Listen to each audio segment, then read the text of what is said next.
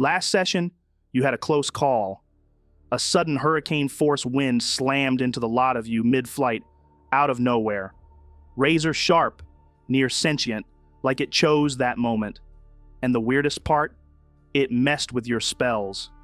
Shut down Saxy's suit, shattered Mite's concentration, nearly knocked Raarh and Alden out of the sky, but somehow, you survived. Alden, wings near breaking, caught Saxy, Tronald, and Raarh mid-plummet.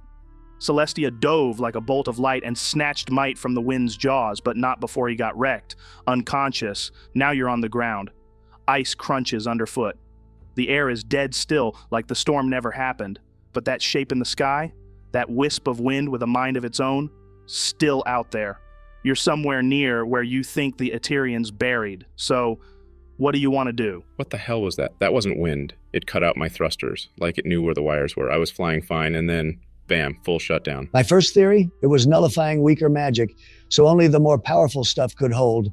But now I'm not so sure. Joe, I cancel polymorph. Drop back into my usual dashing self. Oi, nice catch, by the way, man. I thought we were about to become meat pancakes with a snowy garnish. Honestly, I wasn't even sure that spell was gonna land. It was a last chance, half-panicked kind of thing. Joe, as soon as we hit the ground, I end polymorph mid-skid and cast healing word on Mite. No hesitation.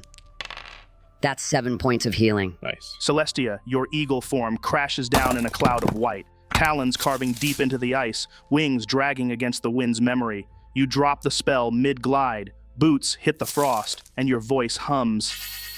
Mite's eyes flicker, and he jolts upright with a gasp. I groan, clutching my head. That was not fun. Like, not fun at all. It was like being thrown into a tabaxi-sized blender. Tabaxi-sized blender go brrrr! Well, I'm glad you find it funny. Anyway, thanks for the save, Celestia. No problem, man. Where the hell did it go anyway? I point toward the distant sky. Still there, I think. Joe, is it? Yeah, you can just make it out. Like a phantom stitch across the clouds, twisting and darting in erratic bursts. No wind should move like that. It's like it hunts. There. Look, Mite, see that flicker? It's still up there, circling like it owns the sky. Damn. Well, I'm not about to argue with it again. Have your bloody sky. I'm staying on the ground from now on. Yeah, that was something else. Wind doesn't kill spells. Wind doesn't pull the plug on a fully charged true source. You say that, but do you actually know how that thing works under pressure? Sure, it's powerful, no doubt. It could run the core mechanics of a Colossus-class airship on its own, but we don't know its quirks. You're running an untested arcane battery with zero field data. We'd have no idea how it interacts with phenomena like that. Maybe, but something shut it down. And until we know what that was, I'm not going back up there. Not while that thing's still slithering around overhead. I'm with Techno Boy. If that wind's still sniffing around, we'd be sky chum, ground safer. Joe, has my symbiotic healing kicked in yet? Yeah, buddy. It's ticking. You're pulling in 3 hit points every 6 seconds until you hit half. Awesome. You all watch as the gashes across my arms and chest begin to close, slowly, methodically. It's not healing like you'd expect. No glow, no spark, just these black gooey threads, like strands of living tar wriggling out of my wounds, weaving through muscle and fur like. I used to flinch at it, but not anymore. I just watch as the stuff crawls over me, sealing me shut like a butcher bag. God, I love that feature, especially if we end up stuck in some horrible underground labyrinth. That's like the MVP of dungeon slogs right there. Well, if you want me to send it over to you for your sessions with them other guys, just let me know, man. Wicked. Cheers. So what's the plan? We start marching across the ice like idiots and hope something jumps out at us. Not quite. I jab a finger toward the jagged field of strange shaded ice. See that? That patch? Looks different, like it's fresher, less compressed. If I had to place a bet, that's our mark. Something's under there. Ugh. I retract my helmet, just enough to get a clearer look. Yeah, all right, just listen. If we're heading toward that, you need to watch your step. That's not normal ice. That lighter shade usually means it's newer, which could mean it is thinner, which could mean it's unstable. We misstep on that and we could punch through and fall into God's know what. Agreed. Last thing any of us want is to have another falling without being able to stop situation. How far would you say that is, Joe? That outer edge? Looks closer than it feels. Not far at all, buddy. Maybe 5 minutes walk. The ground dips pretty sharply, though, like a crater sunk into the ice. You're almost at the rim already. And That thing in the sky that sent us hurtling down like swatted flies. Where is it now? Why are you still paranoid about the wind? I just told you. Oh, I wonder why. Maybe because it nearly TPK'd us out of nowhere, Joe? Forgive me for asking after the death tornado. You know what? That's fair. Roll a wisdom check. 21. So you look up again, and now that you're focused, really focused, you see it clearer. It's drifting, up, down, side to side, erratic, almost lazy, like it's not searching, just moving. And here's the strange part. You get this sense that when it hit you all, it wasn't malicious, it wasn't even aware, just wrong place, wrong time, a wandering anomaly. I'm not sure that makes me feel better. Ugh. All right, let's start moving over to that funky shaded ice, Joe. Carefully. You move as a group, boots sliding slightly on packed frost. The silence here is too clean. Your footsteps seem muffled, like the sound itself is being swallowed. Windless, still. The closer you get, the more the light changes, shifting from silver to an eerie glacier blue glow that seems to pulse beneath your feet. In 5 minutes, you're at the edge of it. The terrain flattens out into a frozen expanse, a smooth, subtle depression in the ice stretching out in a perfect circle. Every crack within glows faintly, spidering out like veins beneath glass. I squint out across the basin. So what kind of scale are we looking at here? It's hard to get an exact reading from ground level, but you'd guess maybe a 2-mile radius. And that's just the visible part. The edge where you're standing is rimmed with jagged frost, like teeth frozen mid-snarl. Deeper in, the ice flattens, smooths out, almost intentional. Like something flash froze the ocean in the shape of a bowl. There's definitely a weight to it. Like the land here remembers something. And Saxi's theory that this stuff is newer, thinner? Yeah, because I don't want to go plummeting, man. I've had enough of falling. I tell you, enough. Couldn't say. It might be thinner, sure, but you'd have to figure that out yourselves. Thanks a fucking lot, Joe. What are you talking about?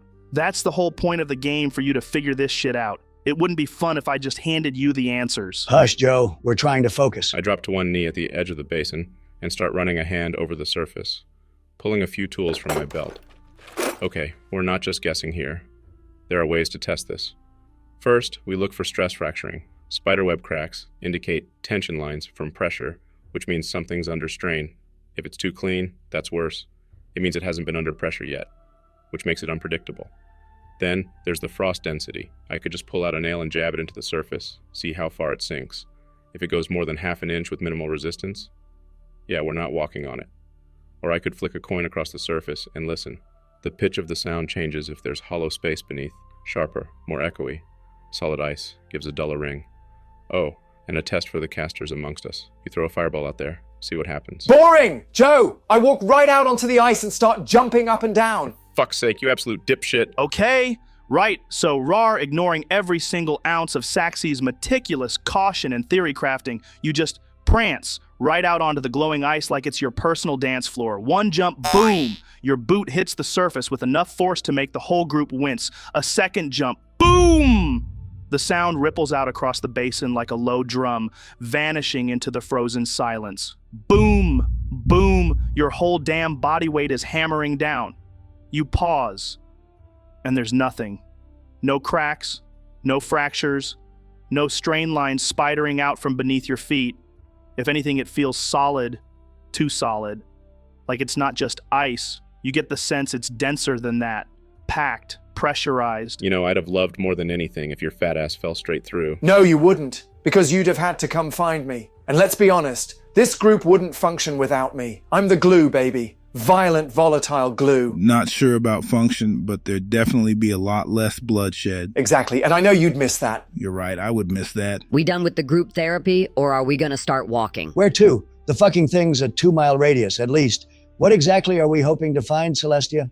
A glowing neon sign that says, Eterian buried here? Don't snap at me. I'm just saying, we're not gonna find anything by standing around, cracking jokes, and watching the ice breathe. We've gotta move, search, do something. All right. How about we spread out? Fan across the radius. 50 feet between each of us, make a 6-person line. That gives us about 300 feet of coverage. We sweep slowly across, look for anything off, pattern breaks, discoloration, faint seams, anything. Cleanest way to cover ground without wasting time or doubling back. You space out. The wind's quiet. Your breath curls against the cold, and the flat alien hum beneath the ice continues, faint, constant, waiting.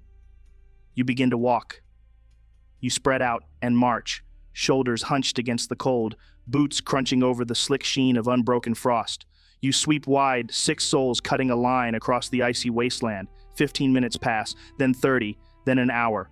2 miles of nothing, no cracks, no ruins, no disturbance, just that same endless alien stillness. This is stupid. I'm freezing my titties off. Oh, don't get me started. My left one's already shriveled into my chest like a little chubby worm that senses a bird up above. Please, no titty discourse.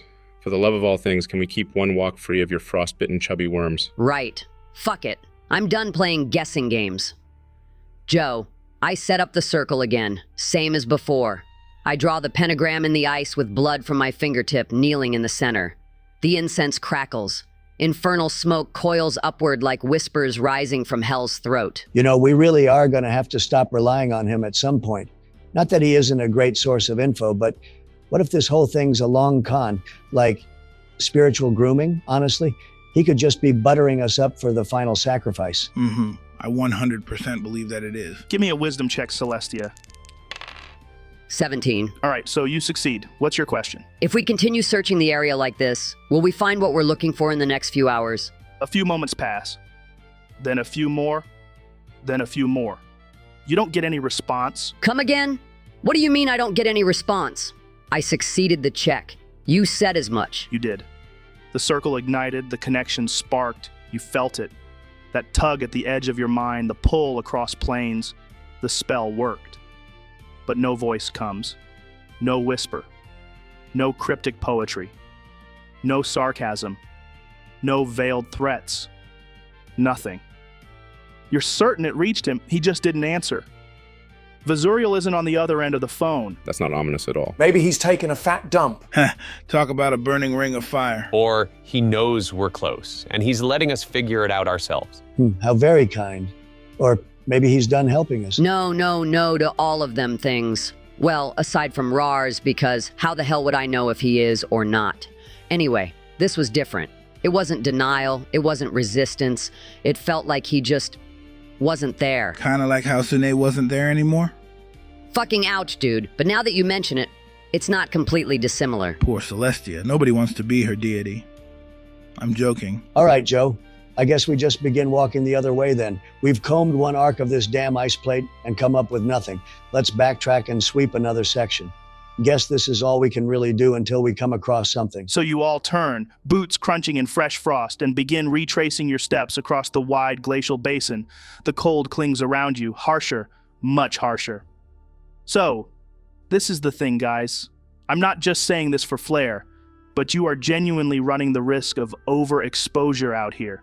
Especially if you continue for long periods of time without a break, without a campfire or shelter, you will slowly start to get negative effects from it. All roll a perception check for me. That's a 14 for me, Joe. Noise, a 4. Well, I got an 11, but that's from a natural 2. Sorry, guys. 12 for me. 9 for me, Joe. 18 flash of genius for 23 total. Celestia, you really need to start guidancing, girl. Nah, sorry. But you can fuck off, man. Like, sure, even if it is part of the mechanics of the game, it doesn't sit right with me that every check is guidanceable. Especially if we're all doing checks at once. Like, sure, if we're specifically all working on something together for an instance, then yeah, it makes sense. But spread out all searching over an hour walk or whatever? Doesn't make sense, buddy. Sorry to burst your bubble. Your flash of genius makes sense, though, so crack on. Well, it's hard to argue with that logic. Okay. So, another 10 minutes pass in silence.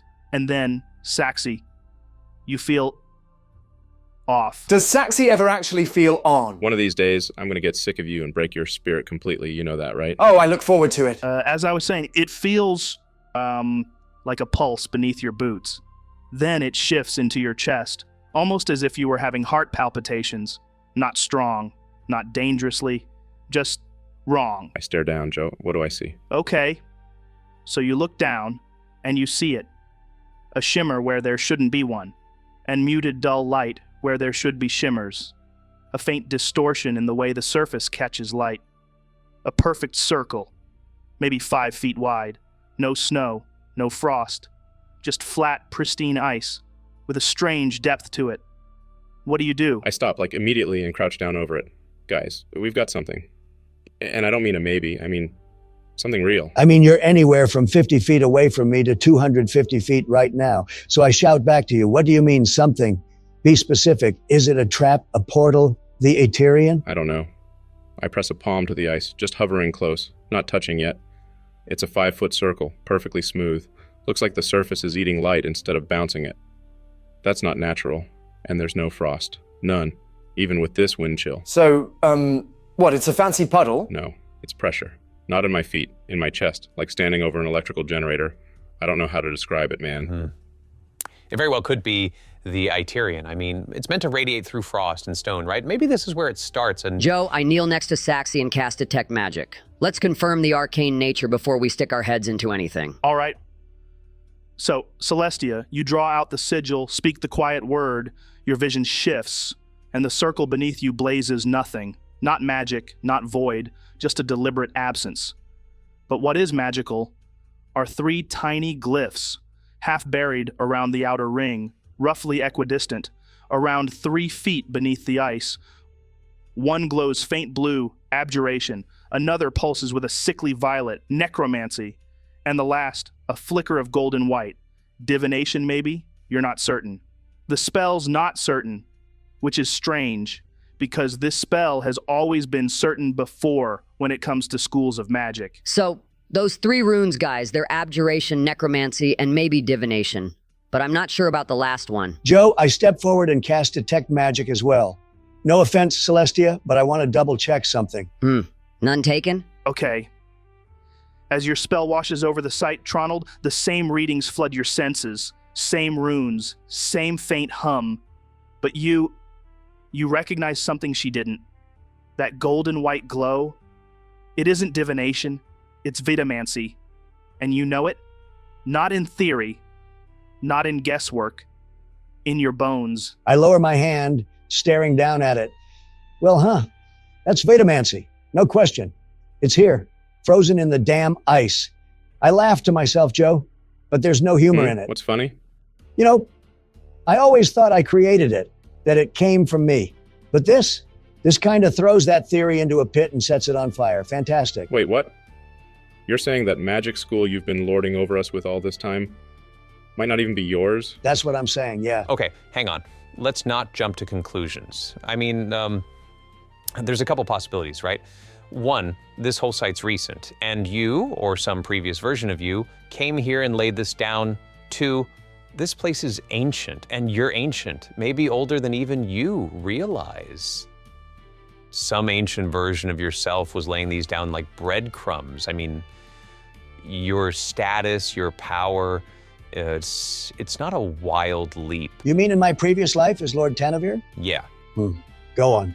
Or 3, and this is the most interesting one, you didn't invent vitamancy, you rediscovered it, dug it up from the bones of something older, maybe forgotten, maybe buried on purpose. But if that's the case, honestly, that might be even more impressive. Finding the lost heartbeat of magic no one else even knew existed. I go quiet for a second. Never thought about it like that. Still feels weird though, like finding out you weren't the first one on the moon. You were just the first one with a camera. Well, push it to the back of your mind for now. What matters is that you can wield it, whatever its origin, and clearly, it's key to whatever's down there. Yeah, I mean, come on, what are the odds? We travel hundreds of miles through wasteland, nearly die to some rogue sentient hurricane, and land right on top of a vitamantic rune. This has to be it. If it's not the Aterian directly, it's the front porch. There's no way this is a coincidence. Ancient rune-laced basin, ice magic older than memory. It's a breadcrumb. Yeah, I'm with you. Feels like a damn glowing sign that says, dig here for forbidden secrets. We still don't know how these runes are meant to function. Could be a lock, could be a beacon. But first step, we need access. They're buried, sealed. So, we dig then? Joe, how deep under the ice do they look? Hard to tell. Maybe a foot, maybe 2, maybe more. The ice here isn't like the rest. It doesn't refract light normally. It's dense, pure. Right, I crack my neck. Step aside, ladies. Joe, I draw my blade, Nepthetkar, and bring it down right on this circle of ice. Roll it. That's a 24 to hit. And for 15 slashing damage. You raise your greatsword, divine metal, and slam it down. Boom! There's a jolt up your arms, not from the force you put in, but the force that pushes back, the ice doesn't chip, doesn't crack, not even a splinter. It's as if you tried to split a mountain with a butter knife. What in the frosty, frozen fuck? Joe, that should have caved something in. Yeah, that's some kind of magical reinforcement. Joe, I sprint 20 feet to the side onto the regular patch and take a big swing at some normal ice, just to see if I'm not losing my edge. By regular patch, do you mean within the 2-mile radius or outside of it? Outside of it. Okay, you cleave through it like butter in a forge. Shards spray, a clean break, satisfying as hell. Right! That's what I'm talking about! So this weird stuff resists blows, but standard ice doesn't. Sounds about right. Joe, I walk back in to the wider area, part of the 2-mile circle, just not the small 5-foot one, and try again. Big swing. Same form. Clang! Same result, not even a scratch. All right, now I'm really pissed. Stop mocking me! So, the whole thing's enchanted. The entire glacial disk. 2 miles of magically reinforced ice sealing something ancient beneath us. Wowzers. Or 2 miles of ancient magical ice sealing something in. That's disconcerting. Yeah, bit of a difference between a vault and a cage, huh? It's not reacting to force. That much is obvious. Magically reinforced, maybe. But there's a chance it's not magical in the traditional sense. Could be alchemical. So, why don't we reason with it? Ask politely. Give it a go. Hey, Mr. and Mrs. Ice, can you open up for me, please? I promise to be gentle. Did it work? No, it didn't fucking work, Mite. Well, it was worth a shot. Let's try sacred energy. Celestia, I want to see if you can melt some frost. Don't mind if I do. Joe, I step forward and cast Sacred Flame on the center of this ice. Bring some infernal fire right down its throat. You call upon your infernal bloodline wrapped in divinity and cast the flame downward. A searing white-red column of light erupts onto the ice, and when it fades, nothing. Not even a scorch mark. Okay then. You're kidding me! All right, my turn. Joe, I point a finger and cast Firebolt right at the center. The bolt crackles forward with a hiss and strikes dead on. A sharp ping echoes, but again the ice remains unmarked. Okay, let's crank it up. Everyone, move back at least 20 feet. Joe, I conjure a fireball and hurl it right in the center. Full blast. The fireball launches from your fingertip and detonates upon the ice. The heat rolls over your group, your cloaks whipping back in the concussive burst. A wave of flame erupts across the basin, momentary warmth flooding your bodies. It feels nice, and then it's gone. The ice doesn't care. No steam, no melt, no cracking. Right, so brute force and magic both bounce off. That's comforting. Try dispelling it. If it's magical, kill the magic. Joe, I cast Dispel Magic. Anti-magic flares in your palm and washes across the surface like wind over glass. But nothing changes. You feel the spell take hold, but there's no active enchantment to unravel. That doesn't make sense. There's magic here. We saw it. It glows. It pulses. It's fucking right there. I can see it. So we're stuck? That it? No, there's always a way in. I have an idea. Maybe if this was created using Vitamancy, Vitamancy can undo it. I don't have a Dispel equivalent in that school, not yet anyway, but I do have Avatar of the Maker. I could manifest it, let it hack away at this section, see if we can force a breach. I'm going to go ahead and say hold off on that. That's a 5th level spell, and I don't want you burning it unless we're sure there's no other way. I appreciate the caution, but we're running out of options here. Sure, but we've tried blunt force, sudden magical impacts, fire, divine light. What we haven't tried is sustained pressure. What are you getting at? I need you guys to hold me down. Raarh, Mite, all of you, grab my shoulders and do not let me move. Okay, slightly ominous request, but you got it. Should we be worried? You'll see soon enough, just trust me. Whatever happens, don't let go. All right, who's leading the strength check? That'd be me. I've got experience with holding maniacs in place. I'm casting guidance. See? This was the right time to use it, Saxy. True. So, Raarh, I'm gonna need you to give me a strength check with disadvantage. Huh? Disadvantage? No, sorry, I meant advantage. Right. I was gonna say. That's a 19 total, Joe. All right. Between Raarh's iron grip, Celestia's blessing, and everyone bracing themselves, you've got Saxy locked tight. What's the play? Joe, I activate my thrusters. Then I overload them. I'm going full burn, focusing the exhaust directly onto the ice, point blank. Jet fuel might not melt steel beams, but this isn't steel if I hold it steady long enough. Roar. The jets scream to life. Boom. The blast kicks up snow in every direction like a white shockwave. Everyone jolts as Saxy's suit strains, raw power roaring from his thrusters. You can feel the ground vibrate, but no one lets go. The thrusters tear into the ice with a focused, unrelenting stream of heat and flame. Steam erupts almost instantly, clouding your boots in boiling mist. It stings, bites, smells.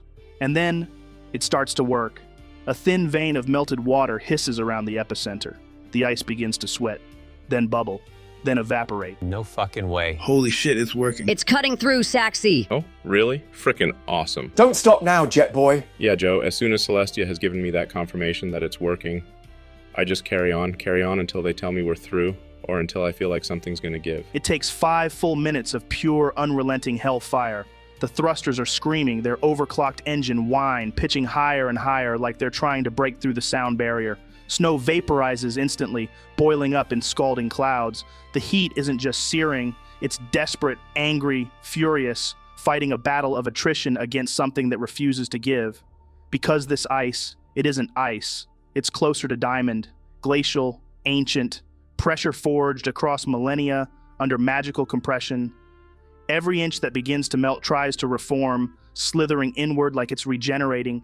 You watch it hiss, liquefy, then harden again just inches away from Saxy's jets.